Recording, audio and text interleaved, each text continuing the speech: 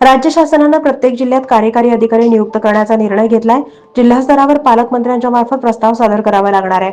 नव्या निकषानुसार जिल्ह्यात अंदाजे 4,407 विशेष अधिकारी पदं भरली जाण्याची शक्यता आहे. 2007 मध्ये विशेष कार्यकारी अधिकारी नियुक्त केले होते.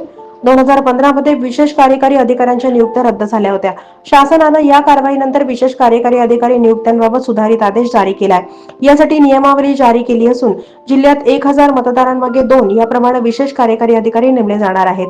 नियुक्त केलेल्या विशेष कार्यकारी अधिकाऱ्यांना रहिवासी प्रमाणपत्र देणं, शासकीय कामात पंच, दुष्काळ, पूर, चक्रीवादळ, भूकंप यासारख्या नैसर्गिक आपत्तीत मदत करणं, ग्रामीण भागात शांतता भंग, चोरी या प्रकरणामध्ये पोलिसांना सहकार्य करणं अशा जबाबदाऱ्या त्यांच्यावर दिल्या जाणार आहेत. पालकमंत्र्यांचीही यासाठी शिफारस केली जाणार आहे. 500 मतदारांमागे एक पद दिलं जाणार आहे. यामध्ये वाणी 28,06,025, राळेगाव, यवतमाळ, दिग्रस, आर्णी, पुसद, उमरखेड विधानसभेची मतदारसंख्या देखील अधिक आहे. 1,000 मतदारांमध्ये 2 विशेष कार्यकारी अधिकारी नेमण्यात येणार आहेत.